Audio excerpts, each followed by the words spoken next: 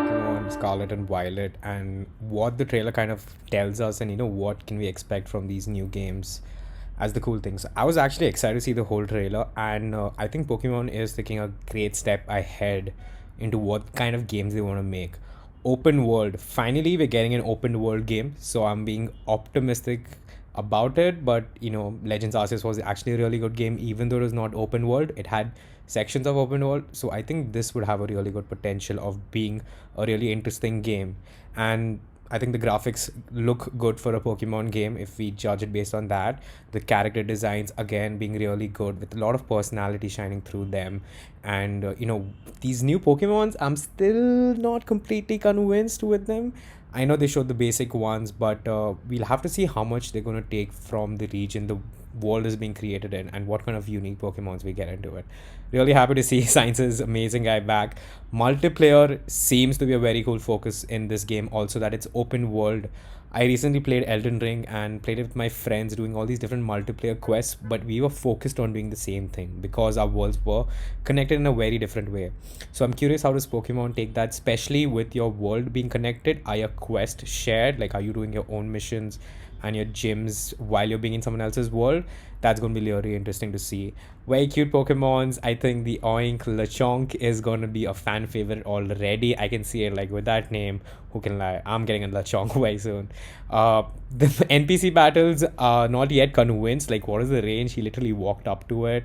But I really like how the Pokemon Center here's were like small sections you just find around the world. You don't have to enter into another building. They're just there, showing how cool trading is going to be, wonder trading. It's going to be interesting to see what they take from Legends Arceus and bring into it, but these are the usual Pokemon snapshots of you running in a world. They still have to build up on Pokemon's interacting with each other when you're in the world. Gyms, very curious what's going to happen. They've left a lot of mystery into it, but they answered some questions we need to do. Finally, coming to the big CGI cutscenes that they have for the legendaries because they really want them to shine out. It was really interesting to see that we're going through that similar phase of, I think, Game Freak and Pokemon here, that the legendaries are dualities, looking at from Zacian and Zamazenta, which are almost the same Pokemon with very different subtleties. These are the same Pokemon with very extreme subtlety. So it's still focusing on that. It's very interesting to see. I'm actually impressed with how cool they look. It seems Masada was talking about the rooster, but the rooster here is a dragon. It looks beautiful. I love the colors, the futuristic with that pixelated eyes. This is going to be a really fun Pokemon game to play into, and this trailer did get me hyped, but I'm still excited to see what they're going to bring up to it. They still haven't showed the trump card, so we'll have to wait for that, but let's get into it. We're getting another Pokemon main title region game very soon, and it's going to be interesting to see what is the best things they bring from it. I would love to know what more, and I'm going to make more videos on games like this, especially Pokemon and really fun action adventure games. So definitely stay tuned for that, and let's get excited for Scarlet and Violet. I think we have a really nice region up to our world, and this might be our first open world game of Pokemon. So let's get some really interesting things in it and hope for the best. That's me, guys. I'll see you guys next time. Closing off with, this duality is definitely going to be a similar one Pokemon, one region Pokemon legendary, which has different time zones into it.